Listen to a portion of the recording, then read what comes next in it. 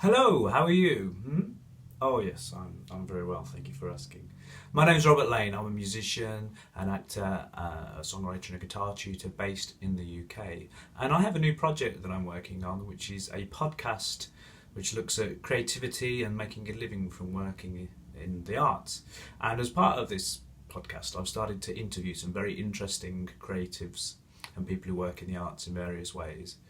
And although I've only recently started, there has been a few things that are cropping up in quite a few of these conversations, and I thought I'd share with you what they are and some of my thoughts about them. So here's four things that have popped up a few times with the people that I was speaking to.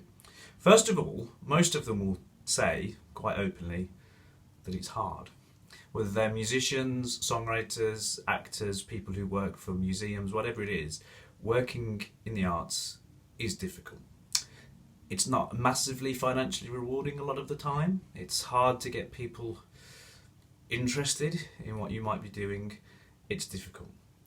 But a lot of them sort of say that being difficult is one of the rewarding things about it, one of the things that drives them on to do it. If it was easy, perhaps it wouldn't be so interesting. The second thing is that a lot of these people would claim to be their own worst critics. I find it interesting to talk to people about criticism and their approach to it. Do they find it useful? Does it affect them unduly? Do they understand why it affects them? What sort of things about the criticism helps and what doesn't? And as I say, most of them would say that the criticism that hurts is their own.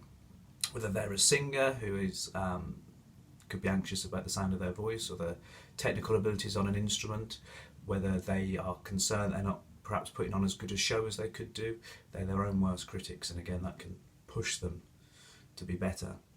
I asked them about their definition of success, and that's very interesting because sort of I think someone looking in at a performer or someone involved in creativity could imagine that the definition of success, which you should measure yourself by, is how famous you are, how rich you are. But actually the creatives themselves don't really see it that way. They judge themselves in terms of, have they created something that will last? Have they created something that's better than the last thing that they did? Are they connecting with people? Oh, that's very interesting. And then finally, a very interesting thought that's come up and has made me think a little bit is to be thankful. Thankful to your audience. So the people who turn out to see you, or the people who support you, or the people who buy your stuff or support your museum or whatever it is that you're involved in and the events that you arrange. Be thankful to them because they don't have to do it, and you shouldn't take it for granted that people will. Just because you've created something, you don't have a right to expect that people are going to engage with it. So when they do, be thankful. People are investing their time as well as their money in what you're doing, and at the end of the day, I think that's one of the best things about having a creative product. So be thankful to them.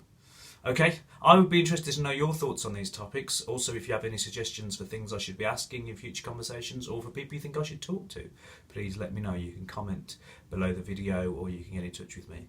Could you also please subscribe to the video and share it if you have enjoyed it, because the more people that subscribe and share, the more people will see these things and the more that we can carry on doing.